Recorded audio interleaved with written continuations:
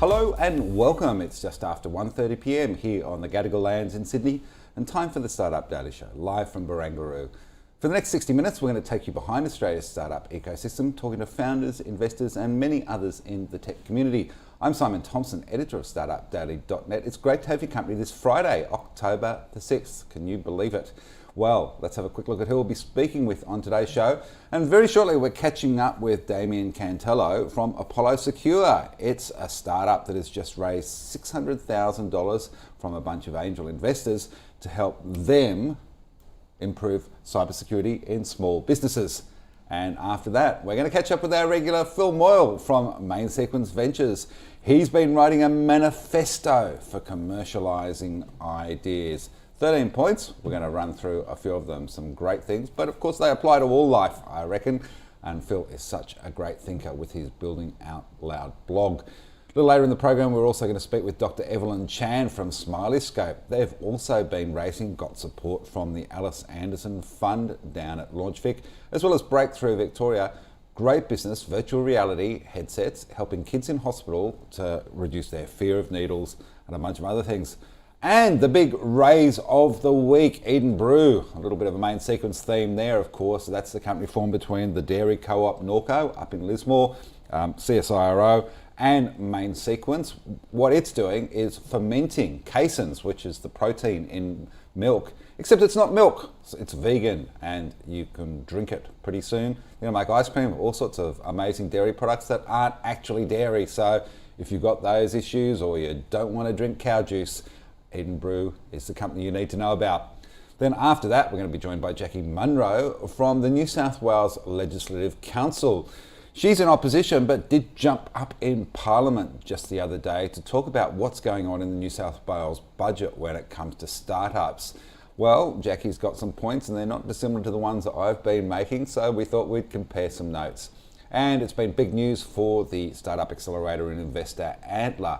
They've just raised $60 million for a second fund to back more startups, having already backed more than 100. James McClure, one of the partners from Antler, will join me to talk about what's going on, including appointing a new partner to the business. And finally, we're going to round out the show with MJ Alvarez. She's from the New Zealand deep tech VC, WNT Ventures. There's a bunch of New Zealand founders and investors coming across the ditch in a week or so for, of course, the big South by Southwest Sydney Festival. They'll be on a couple of panels talking about New Zealand tech and what's going on in that space, as well as a couple of them being in the pitch competition. So we'll get all the goss on that front. Plenty to talk about on today's show, but before we do that, let's look at our top tech tweet of today. And this one did catch my eye from Jenny Fielding. She's an investor over in the US. Well, founder I know was fired by his board of directors at a Series B. Nothing terrible, just not performing up to par in their eyes. Ended up selling half his shares in a secondary transaction. 1 year later, under new leadership, the company tanks. No one makes a dollar except the founder, who was sold $5 million. Interesting to see who gets the last laugh in these scenarios. Well, I suppose for the founder involved, an exit is an exit. You take it where you can get it. And sometimes if they value it more than you do, well, you know, I'll have the money every time. All right, let's get on with our show today. Hopefully our first guest isn't going to be fired by his board because he's got some pretty good ideas. The Sydney cybersecurity startup Apollo Secure has raised $600,000 in pre-seed funding from the Sydney and Brisbane Angels syndicates and Angel Loop, along with a bunch of others, as it looks to help small business deal with the cost and complexity of keeping their data, especially customer details, safe. Founder Damien Cantelo joins me in the studio to tell us more. Damien, great to have you in. Hi Simon, thanks for having me. This is an issue, you know, because of course it's all trickling down at the moment. We know about the big data breaches involving hundreds of thousands, if not millions of people. But small business have got to address these issues too, especially with the EU cracking down on privacy and data. Oh, 100%. Well, we've seen more recently that 43% of cyber attacks are targeting small businesses, but only 14% are prepared to defend themselves. So there's a big disparity there. Yeah. So tell us a little bit about Apollo Secure. What are you guys doing? How does it work? Sure. We've developed an automated cyber platform that basically helps startups and small businesses to address their security needs and achieve compliance. So we're doing that in an automated fashion on a SaaS platform that makes it easier and more cost effective.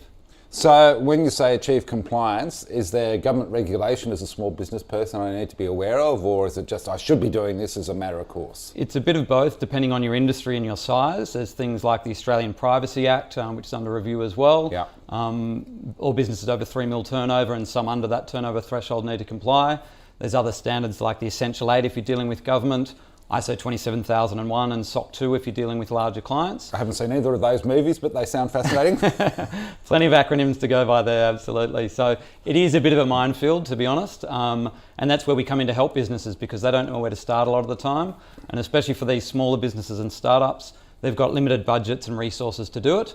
So we need a simple solution to offer them to help them get them over the line. Because that's the issue, isn't it? There's no shortage of people offering services like this, but I know from a personal point of view, you know, you look at the big players and they come with a big price tag. Absolutely. I mean, the idea for the business really came from seeing that manual consultative approach, which is very helpful but very expensive for small businesses. So great for mid-market and the top end of town, but small businesses just aren't willing to spend, you know, tens of thousands or hundreds of thousands of dollars for solutions. Okay, so $600,000 in this raise. I think 24 investors from Sydney Angels kicked in, along with, of course, the Brisbane Angels and Angel Loop. What was it like putting that deal together? Because I think a whole bunch of founders watching right now will be going, how did he do it? What's the secret? Sure. Well, it's great idea, of course. Yeah, of course. That's definitely part of it. But look, it's no secret that the industry's tight at the moment. You know, the Cut-Through Ventures report just came out this week. So down 9% on last quarter and only 42% of year-to-date last year. So the market is tight. So as opposed to going for sort of the VC type funding, we went down the angel investor route. So that's obviously, we're an earlier stage business, so that sort of suits the stage that we're at. But it's just, you know, you've got to kiss a lot of frogs to find the princess or the prince, so that's what we had to do. So we did a number of road shows, a number of webinars and group presentations, and it's about finding the right investors who understand the need for your product and are willing to back the team and the idea. Now you've got the 600K. What are the plans? How are you going to spend the money? It's not on your first Lamborghini. Yes, no, certainly not on the Lamborghini yet. So it's about growing the team. So that's both building a product and the go-to-market strategy. So acquiring more customers and eventually growing globally. Currently focused in Australia, but obviously sights set on the global market down the track. So as you're building out, tell us a little bit about those conversations with small business, because, you know, by the time you've dealt with BAS and, you know, bank reconciliations, everything else, you're already exhausted, your head is full. Cybersecurity is just one of those things that it's like on your want to get to it, but really when? Sure. List. I think in the past it was a case of people, it was in the too hard basket. Whereas now, because of all the recent data breaches, you know, we've all heard about Optus and Medibank and more recent examples, it's now not a case of if, but when a data breach is going to occur. So really customers are now attuned to the message of they need to get it right because they don't want to be the next one in the headlines suffering a data breach. And, you know, there's these compelling events. We always say cybersecurity is either the bottom of your priority list or it's at the top of your priority list, either because there's a breach or because a customer or a partner asks you to comply and you need to rush to do it. So we're finding that sentiment's changing a lot, where customers understand this absolutely has to be done these days. I do want to ask, in terms of where we are, what's your perception of how we are down the track? Because, of course, cybersecurity was a very prominent theme, especially last year when we were seeing all of these big breaches, but now everyone's looking at AI as a bright, shiny new thing for investors. Some of the cybersec people I've spoken to are finding it tough to raise capital, even though the government's got it as a priority. What's your take? Cybersecurity was still in the top 5 categories with the Cut-Through Ventures report, so it's still definitely up there. Obviously, AI is the flavour of the month at the moment.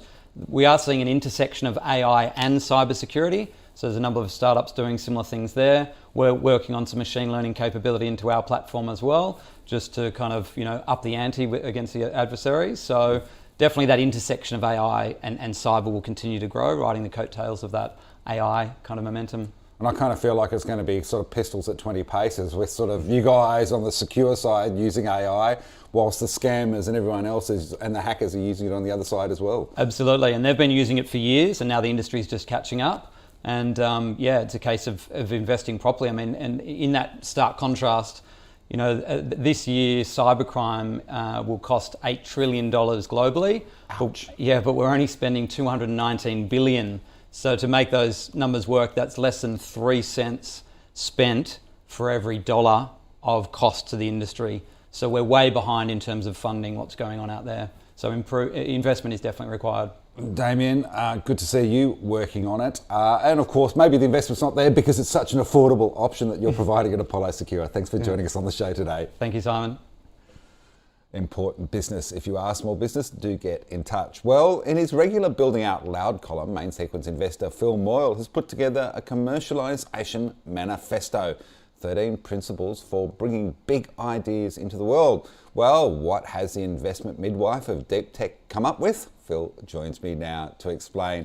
Phil, great to have you back on the show. Love a manifesto, very important to have manifestos. The world can't have enough. But look, this is about some rules of life, some rules of building, some rules of investing. Let's just kick it off from the top. What was your top priority of the 13? Well, look, I will say I wanted to write a manifesto because I wanted to make a bold statement and not beat around the bush. We've got some big problems to solve in the world today. And the good news is I'm one of those people that believes that we can absolutely solve them with the combined power of the humans that are on this earth. But we need to stop mucking around. We need to stop all the issues which cause things getting stuck when they're coming out of universities and things like that. And we need to sort of have a different mindset. And that's what I wanted to capture in the manifesto. And that's where I begin with the manifesto, that we acknowledge these problems. We acknowledge that the planet's in trouble, but we believe that these problems can be solved with technology and human creativity. You making here a couple of times around you have a bias for velocity, attack vectors and sharp focus, burning platforms, not broad platforms. And you favour experiments and evidence over pontification and business plans. I think anyone who's ever sat in a meeting putting together a business plan that's never looked at again is with you on that one. Exactly. I mean, we just spend too much time thinking about it cerebrally, writing these long plans, imagining what the business might look like in 3 years, and then trying to do a deal based on that, and nothing happens. Instead, we need to sort of focus on the problems we need to go after, figure out who needs to be working together on it, get down to work and focus on action, not on thinking, get out of our silos, learn as fast as we can. Every time we fail, which is going to happen hundreds of times, just learn from that, give each other a round of applause, and just get back to work and keep collaborating.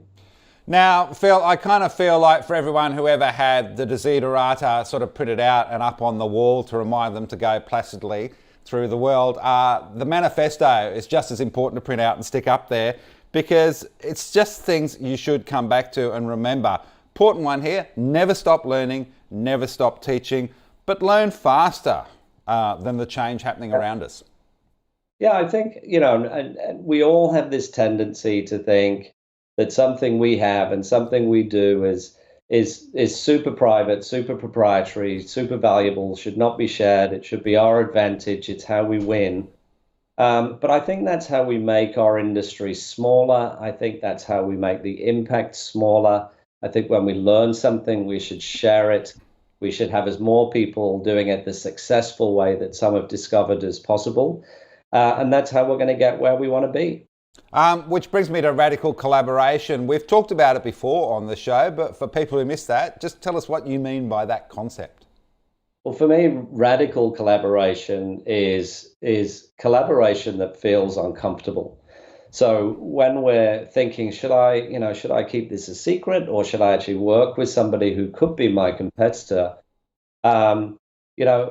We should feel uncomfortable, and then probably that's the right kind of collaboration, because we're doing too many things in silos. Without doubt, we're getting the bad outcomes because we're being too secretive, and we're trying to do too many things on our own, and things are falling over because we're trying to carry too much weight on our shoulders. If we were doing these big things together, we're more likely to be successful. So as uncomfortable as it may seem, as much as we may feel like we're giving away our secrets and our crown jewels, collaboration is probably the best way to go, albeit it won't feel very comfortable. Phil, I feel like this one should be on the wall in every politician's office as well as every entrepreneur and business. Solutions will remain obscure or fought against and destroyed if they do not bring citizens along on the journey. We believe that social change is harder than technology invention and must be considered simultaneously. I think it's a big mistake that certainly venture capital makes it all the time. We talk about disruption, we invent these incredible new futures, and we forget to bring society along with us and help society to understand how to think about something and how it's going to affect them and how they can make the most of it, and actually helping them come along on the journey. Every time we fail to do that, the world puts up the walls and things take longer or get destroyed before they can bring themselves to life. So I think this is something which is too often not thought about or thought about too late. And we need to be doing it together while we're building the companies and we're creating the inventions. And finally, point 13, I mean, there is so many to go through. I won't go through all of them, and people can read more about them on startupdaily.net this afternoon. But we try brave things. If we fail, we clap and learn. You know, we have that debate and conversation around failure porn and sort of what it means. What's your take on trying brave things and failing? Look, I think if we're not failing, it means we're not trying hard enough. It means we're not being ambitious enough. You know, we need to make big leaps. We need to try and make the biggest leaps that we can. Obviously, we need to do that managing the risk as we go, but we should not throttle our ambition. And one of the ways we could throttle our ambition is we criticize each other when we do fail. And we've seen that a bit in our ecosystem in the last year even, but consistently in this tall poppy place we call Australia. And I think we need to do a better job there of recognizing the risk people have taken and celebrate them when they fail, and try and understand how we can avoid that failure in the future. And just finally, Phil, you've put the manifesto out into the world. What's the reaction been like from the Main Sequence team and more broadly? Oh, it's been great. I think people find it thrilling because I've tried to capture what many people are thinking. That's why it uses the language "we" throughout, and it's trying to be something of a call to arms that captures what so many people are thinking about to try and make a positive impact on the world. I can't help thinking of a certain constitution that starts with "we the people." Well, you've done your own constitution as well as a manifesto. Phil Morle, always great to have you on the show from Main Sequence Ventures. Thank you for having me. And as I said, you can read more about Phil's manifesto for commercialisation on startupdaily.net this afternoon. Well, another amazing startup you'll be able to read about has just received funding from LaunchVic's Alison Anderson Fund, which backs female founders. Of course, Breakthrough Victoria has also joined in backing the virtual reality tech platform Smileyscope, which helps kids in hospital have a better time, taking away their fear of needles. To tell us about it, co-founder Dr. Emily Chan joins me now. Dr. Chan, great to have you on the show. Never mind the kids, what about us grown-ups who don't like it? Are you going to help us as well? Tell us about Smileyscope. Yeah, absolutely. Thank you so much for having me, Simon. So I'm a pediatric doctor, and I was really struck by how pain and anxiety during needles could really scare children and their families. A procedure that would usually take a couple of minutes could take hours and lots of staff and resources. And it doesn't just affect them, but it affects them potentially for life and sets that tone for healthcare. And so my co-founder, Paul Leong, saw this in adult medicine. So your question of, will we go move into adults? Yes, it has organically moved to adults. So what we found is that Smileyscope's now being used organically in reproductive health. So things like helping with miscarriage procedures and IUD insertion, as well as vasectomies, and even all the way up through to palliative care. I know as a parent, we've all been deeply traumatised by our children and their distress in this experience too. Sometimes it takes the parents longer to recover from treatment than the kids. How have you sort of gone rolling it out so far? And just take us through the experience. What are you doing with virtual reality? Is it all rainbows and unicorns, or what's happening? Yeah, so Smileyscope's a bit different to sort of the gaming virtual reality that most people have tried. So what we found was that virtual reality could be a really immersive and powerful way to take people away from, a scary medical environment. But it wasn't about, going to the beach or rainbows and unicorns. What we wanted to do was really reframe the way they were thinking about that medical procedure or what they were about to do. So we developed a patented technique called procedural choreography, which means that it is timed and synchronized to what's happening in the medical procedure and reframes it in virtual reality. So a good example that's really common is a child who's getting a blood test. During that blood test, they pop on the VR headset.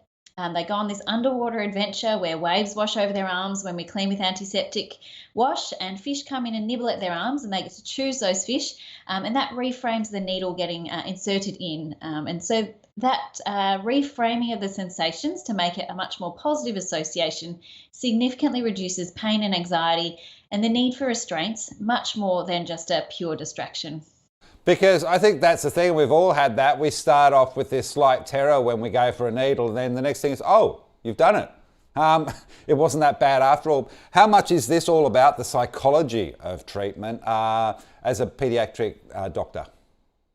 It's a great question. I think particularly in paediatrics, pain and anxiety are very closely linked together. And so what we've done is really distilled the best practices from both pain medicine and anxiety and psychological medicine, really to make it the most powerful and, able to apply to a whole range of different patients and the way they think and respond to things. All right, so you've got this support from a couple of great government-backed organisations in Breakthrough Victoria and LaunchVic's Alice Anderson Fund. What are the plans for the capital? What are the next steps for Smileyscope? Yes, for us, the funding will enable us to take this Australian innovation global. So we look forward to continuing to develop world-first digital therapies.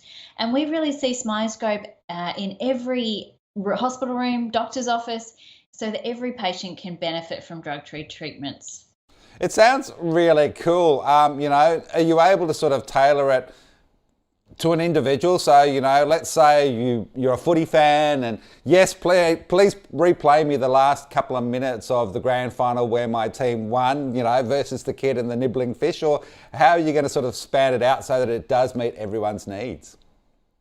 Yeah, so Smileyscope has grown from, 1 or 2 programs really to 25 programs in 12 different languages because of this huge demand and the need to help support more and more procedures.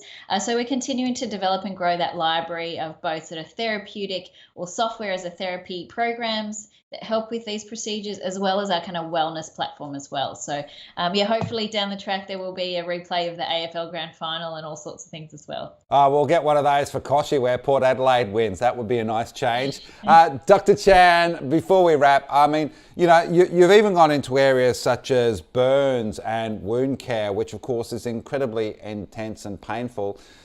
But I do want to ask, what have you learnt from this experience in interacting with patients about that power of the mind when it comes to surviving what can be incredibly painful and traumatic experiences? I think one of the things that's most important is realizing that the human experience is really something we have in common, and we've worked very closely with our patients, clinicians, the government, our amazing investors and partners, really to be able to understand how we can best address their needs when they are in such vulnerable positions, and how we can really improve that experience and those procedures moving forward. Well, we hope that people in some ways don't have to use your product, but when they do, glad it's there. Dr. Emily Chan, thanks for joining us on the show today. All the best to your co-founder, Dr. Leong. All the best with Smileyscope. Thanks so much for having me. All right, well, now let's meet another founder, but in a very different space. The dairy alternative startup Eden Brew has raised $24.4 million in a Series A as it prepares to bring animal-free products, including milk and ice cream, to market. The 2-year-old joint venture between the dairy co-op Norco, Syro, and its VC arm Main Sequence uses a fermentation process to brew the same casein proteins found in cow's milk to mimic the texture and flavour whilst remaining vegan and lactose-free. Breakthrough Victoria is an investor again, pouring $6 million into the raise, with the singers Angus Stone and Bernard Fanning also investing. To tell us all about this splendour without grass, CEO Dr. Jim Fader joins me now. Jim, sorry, I've just given you a doctorate. But, you know, it is an amazing piece of science that you've put together here. Tell us a little bit about this fermentation process, because I think a lot of people are trying to get their heads around it. Yeah, we know nut milks and oat milks and all of those other milks. This is a completely different scientific process that you've created. Well, it is a little bit different for food, but it's been around for a very long time, and including also in some foods that we eat, like rennet and cheese, for example.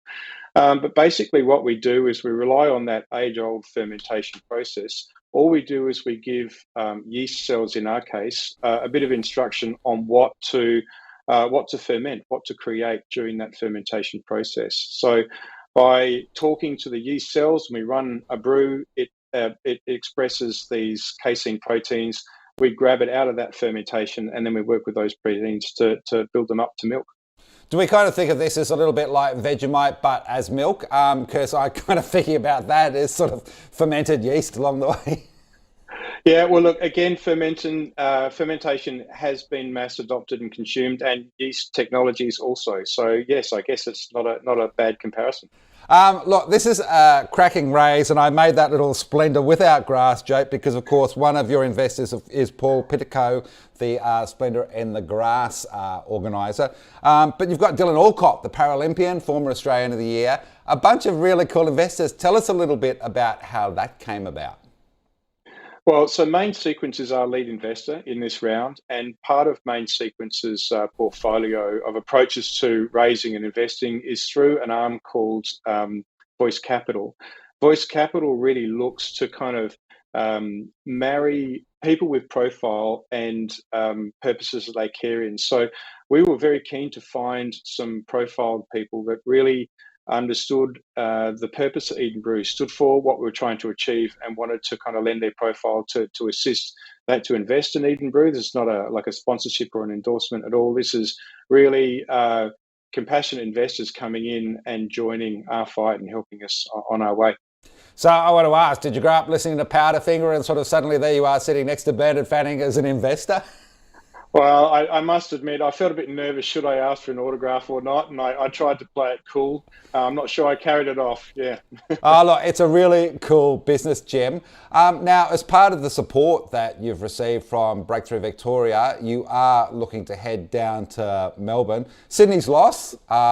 And, you know, we are going to talk about New South Wales investment a little bit later in the show, but how important is having an organisation like Breakthrough Victoria sort of saying, we love what you do, shut up and take our money, and can you head our way too, please? Oh, look, it's vital. I mean, Victoria's always going to be a very important state for Eden Brew. There's a significant chunk of the dairy industry being manufactured in Victoria, and a lot of the dairy scientists, a lot of the cheese makers, yogurt makers, and a lot of the export all comes out of Victoria. I was at Alt Proteins 23 yesterday, and I heard Agriculture Victoria present about how overrepresented our food manufacturing and our exports are from the Victorian state. So it really made sense for us that when we're looking for organisations to partner with, and raising money for us was all about finding investors, again, that are aligned. And so not just the Voice Capital investors, but also the institutional and structural investors who really understand what our journey is, what our needs are, and they can not just provide money, but provide help. We see that the Victorian economy, the R&D scene down there, the food manufacturing scene down there is going to be vital to helping Eden Brew scale and win. So Jim, take us through the rollout. I mentioned milk and ice cream, of course, two of my favourite food groups there, but you know, are we going to see Eden Brew cheese? Are we going to see Eden Brew butter? All those dairy products, will you be able to produce those? Yeah, think of us as a dairy consumer business, or we're just an animal-free dairy consumer business. So a full range of products will come out, those that are protein-based. So butter and cream, for example, are based on the fat in milk. We won't be making those, but we'll make yogurt, we'll make cheeses, ice creams. Our gold standard, though, will be milk. It's what we want to lead with. We're about making a significant volume of animal-free milk to really augment the supply that is out there at the moment. About 15% of the market avoid dairy, so there's an opportunity to appeal to oat milk, almond milk drinkers. There is also an opportunity to appeal to those that would like to avoid dairy but don't enjoy the alternatives. There are many different milks in the fridge at the moment, and we appeal to all milk drinkers. So I'm really interested in that space because I have a teenage daughter who drinks almond milk nowadays, and I can tell you at $4 a litre, it's at a slightly different price point to the normal cow juice. Where is Eden Brew going to sit in terms of cost? So when we launch, which will be mid-2025 with milk, we'll launch at around about the same price as almond milk. But we're on a 2 to 3 year journey thereafter to bring the price down to parity with dairy. About 2/3 of that reduction in price will be brewing at a much larger scale as we get customer adoption and we roll out our scale. And about 1/3 will be just getting better at brewing. We're going to come to market as quickly as we can. We know that there'll be ways we can continually tweak our process to get more protein for the same effort in fermentation, and then that ultimately reduces the costs. So we see by the end of 2020s, we'll be the same price as dairy milk. And Jim, I do want to ask you about that relationship with Norco. You know, there is an amazing Northern New South Wales dairy co-op, very proud history of more than a century. I used to live in Lismore, so I know that point. Right. I know the torrid time they've had in the floods over the last 18 months. What's it like having someone where you've got a bunch of dairy farmers who are used to the old school way, working with this new technology? Do they see that as like this next generation possibility for their products? Well, look, I mean, I don't want to talk directly for farmers and for Norco. What I will say is that we are immensely proud of our relationship. Norco have co-founded Eden Brew, and again, we want their ice cream makers, we want their bottling plant, their supply trucks, and their sales team supporting Eden Brew, and it really amplifies and accelerates our go-to-market. I will say that. It's made a lot of commercial sense for us to partner, although it may appear counterintuitive on the surface. About 15% of the market is avoiding dairy, and there are many different types of milk in the fridge. So this gives Norco the opportunity to sell to 100% of the consumers in Australia. And as we make the proteins very, very close to the way they're made inside the cow, we actually don't need to adapt Norco's production processes at all to bottle our milk. So they basically treat our milk as if it was raw milk coming from the dairy, and it flows down their production plant. So it's all volume for their production environment, which helps pay for the bills, right? So we will augment Norco's supply. We'll add to their range of products they sell to customers, and the dairy farmers will share in our profits. Jim, it's that old rule that if you're not disrupting yourself, someone else will. Look, I just want to leave with the most important question of the lot. What's it like for making a cappuccino? It's exactly the same. The key thing I will say is the way we can combine these caseins is the same way they combine in the cow. And that casein micelle, it's called, that structure, without getting a bit too techie on you in the answer, but that actually provides all the heat stability and a lot of the physical chemical structures in milk that we rely on now to make our consumer products. So we can make a product that seriously emulates the sensory and nutritional experience of dairy, and it froths the same way and it tastes exactly the same. You'll enjoy it in your coffee. Well, Jim, we put all the hard questions here on Startup Data and you answered spectacularly. Great to have you on the show today, Jim Fader. Thanks for joining us from Eden Brew, and congrats on that extraordinary 24 mil raise. Thank you so much. Thanks for talking. Well, now to politics and money, and in an opinion piece I wrote for Startup Daily last week in the wake of the New South Wales budget, I made obvious my disappointment and concerns when it comes to the New South Wales government's support or lack of it for the state's startup sector. Amid budget cuts for Investment New South Wales, programs on hold since May while under review, and now plans to start again with an innovation blueprint, it's no wonder the Tech Council of Australia and CEO Kate Pounder raised their voice in concern over these issues on the show last week, calling for more clarity on the way forward. Another sharing those concerns is opposition MLC Jackie Munro, who rose in the Parliament recently to speak about her concerns. She joins me now in the studio to outline them. Jackie, great to have you in. Thank you so much. Look, we have had this conversation because I saw your address in the Legislative Council. Just take us through, for your audience, what's got you worried? Well, I think from the beginning of this government, we've been very eager to understand what their plans are for the innovation and industry sector in terms of startups and what kind of investment is going to occur, because there weren't a great many plans announced before the election. So we've all been waiting on tenterhooks, and from the beginning of the term, I have to say there's been a lot of confusion, and a lot of people in the startup and innovation sector have been getting in touch, voicing their own concerns about programs that have been cut or paused, or we're not quite sure where they're at. Things like the MVP Ventures grant was a very popular one. There were small business grants as well. And as an opposition, it's obviously our job to hold the government to account. So we've been asking a lot of questions about what is the outcome of these programs that have proved incredibly valuable for many, many startups in New South Wales. So we've kind of got the runaround. Up until the budget, we were told a couple of different things about what was actually going to happen. So we're all waiting eagerly for what the budget would say. And we open up the budget papers. And it didn't say anything. Well, it really didn't say much. And what it did say wasn't good. So one of the budget papers is the agency financial statements. And the first thing that I turned to was the Department of Enterprise, Investment and Trade. And I look at the grants and subsidies line, and I quickly calculate that 56% of that has been cut, and that will total $1.4 billion in the next year alone that will no longer be available for grants to the startup sector and in trade. So that is a first indication that things aren't good, and we're still waiting for information to understand what is going to be cut. And as you raised in your opinion piece, we have since found out that that department is going through a huge number of staff cuts. We're looking at possibly 25% of that department staff actually gone for the next term. So that's what we're working with at the moment, and it's very disappointing. I think there will be a range of very poor outcomes for the state, whether it's our budget position, whether it's the solutions that startups come up with to make our lives better. It's really, it's not just about the money and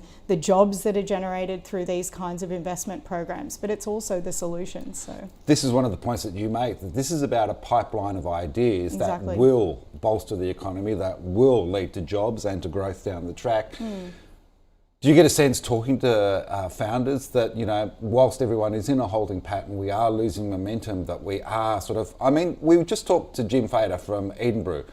Breakthrough Victoria, $2 billion Victorian government fund, you know, Victorian Labor there and former Premier Dan Andrews put that together to invest in startups. They got $6 million, they're off to Victoria.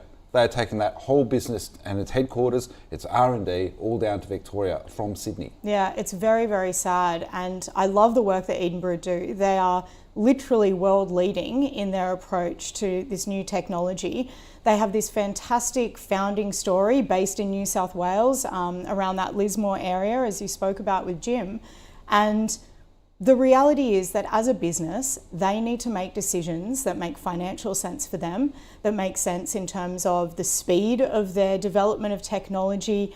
And when it comes down to it, money talks. And of course, they will absolutely chase the best outcomes for their company. And in the end, that will be not just good for Victoria, it will be good for Australia, and their product will be good for the world. So this is what we're losing out on. I mean, in Victoria, they're putting in these literally billions of dollars into startups and innovation, and people are moving there. And in New South Wales, we're seeing cuts to all those programs that were part of that development pipeline. So it's not just that we need to worry about the next year or the year after that.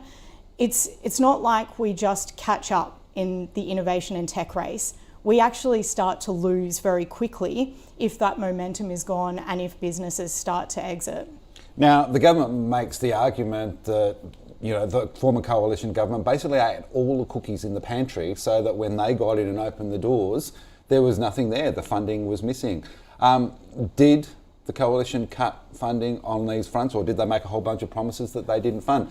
We saw that, with the arts ones, where they tried to break the bad news before the budget, it was close to $200 million that they said was missing. Thankfully, they had a change of heart. They've reinstated some of that funding. So there's obviously a drawer of petty cash somewhere. Yes. Did you guys not fund things like the $700 million fund that Matt Keane announced? I think that's completely misleading. And the reality is that when you get into government, you make budget decisions. That's the point of being a treasurer or a premier, is that you make the decisions that go towards funding different programs. And what happened in the last term of our government, the coalition, was that we put down about $2.5 billion in grants and subsidies alone that funded a lot of those programs that I referred to earlier, like MVP Ventures. What we found through the budget papers that were just released by Labor is that almost half of that actually wasn't spent. And half of that money wasn't spent last year because Labor got elected in March and decided to pause all of that funding. So we had funded those programs, and we absolutely would have funded those programs into the future had we been elected. But the idea that Labor can get away from the fact that they are now in charge of the purse strings seems to me quite absurd, to be honest, and a real abdication of responsibility, because when you consider the role of government and how it has increased over time in this innovation and tech space, because we know that there is a return generated from those investments, whether it's value created or an actual return. Something like $3.50 for every dollar invested, exactly isn't right. it? The CSIRO found. Exactly right. Yeah, that was the CSIRO figure, and they also said that there's about a 10% return on investment in the innovation sector. So this is money that is about investment. It's not just throwing it away. It doesn't just go into the never and not return. This is money that will actually generate returns for our state. And that's what we're missing out on when we cut these budgets instead of investing more. Okay, so the Minister is putting together an innovation blueprint. That's great news, isn't it? Isn't that what we need right now? Well, I think if a plan needs to be put forward, then it should be done in a timely manner. We know that the innovation and startup sector are no strangers to working quickly, to responding swiftly to challenges and changes in their environments. The government has said that they will take 9 months to deliver this innovation blueprint, and that's a deadline that actually falls after the next budget. Because we're going back into the May cycle. Exactly year, right. Yeah. So the real concern that I have, and I believe many in the industry share this, is that the blueprint will be delivered after the next budget. So we're not just delaying this year's funding, we're actually delaying the next year after that and possibly into the forward estimates. So I think that an industry-led process that actually prioritises speed, which is something that Kate Pounder from the Tech Council of Australia also mentioned, needs to be a priority. We can't just decelerate these activities. We're not just competing against Victoria or Queensland, we're also competing against the world. And you can absolutely bet that there is no slowdown in investment from countries like the US and the UK. Now, I think you're back to work on the red leather in a couple of weeks with budget estimates. Are there specific points that the opposition will put together that they want to see done? I mean, we had again another startup founder on today that was backed by the Alice Anderson Fund, the LaunchVic government-backed fund for female founders.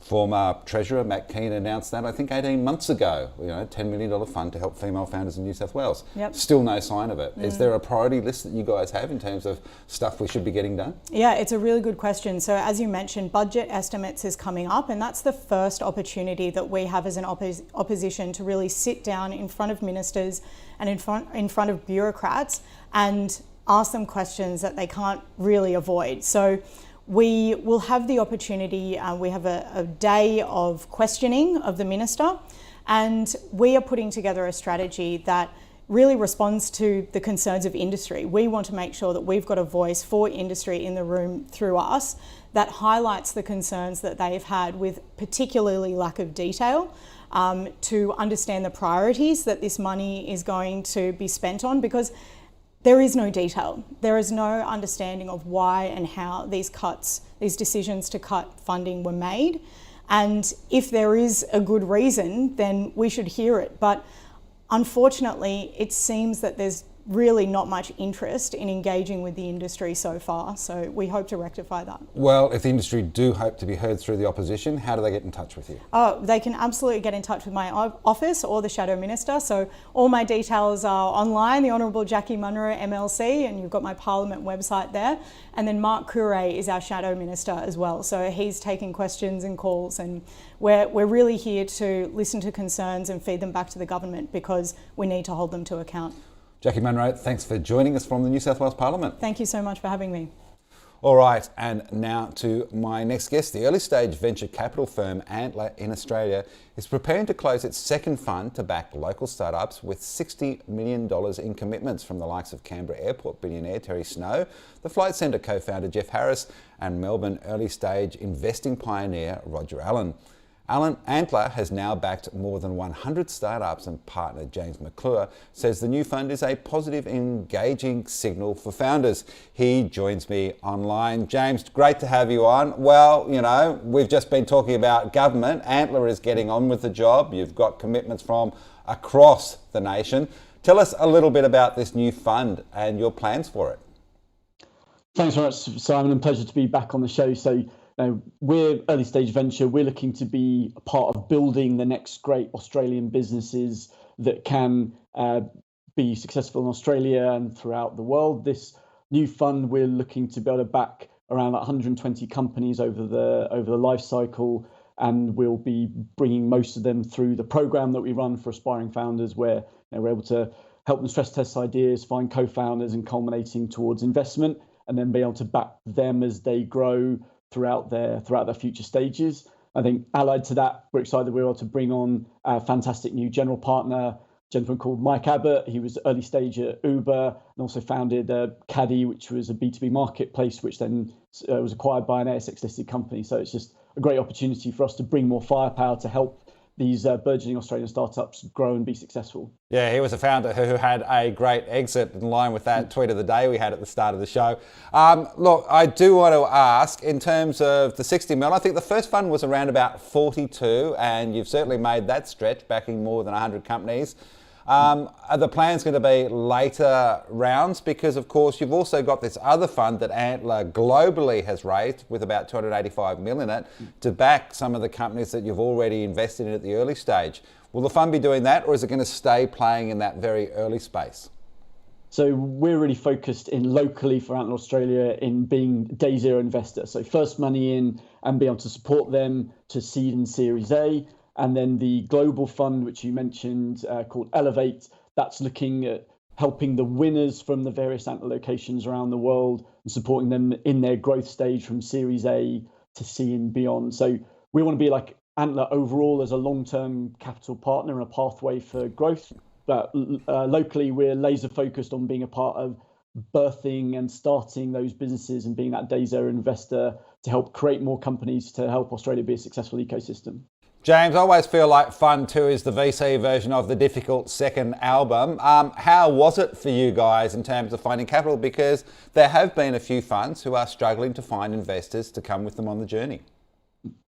I feel for early stage VC is historically quite uncorrelated to what's happening in public markets and later stage VC. So there's an important distinction that early stage has proved to be relatively resilient, even though macroeconomic things have been challenging, but nonetheless, it's a significant achievement for us to be able to do, and we've been really pleased by the sort of big investors from Fund 1 who've re-upped into Fund 2, and being able to bring on wealth managers, endowment funds, family offices, and working with a variety of people to get to that stage. I think it's also crucial that we have Antler's Global Access Fund, where institutional investors like sovereign wealth funds were able to put money into a diversified pool across Antler's locations globally, and that's a major investor for the local Australia fund into Fund 2.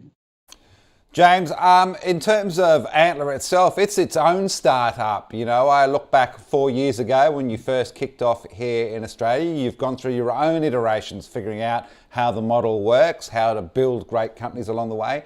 What have you learnt in your engagement with the founders that have been part of the Antler program? I think the most important is like focusing to the founders and their particular unfair advantage, because at the early stage, ultimately, it's the 2 or 3 people who are there that you are backing, and the vision that they have and the execution opportunity that they have.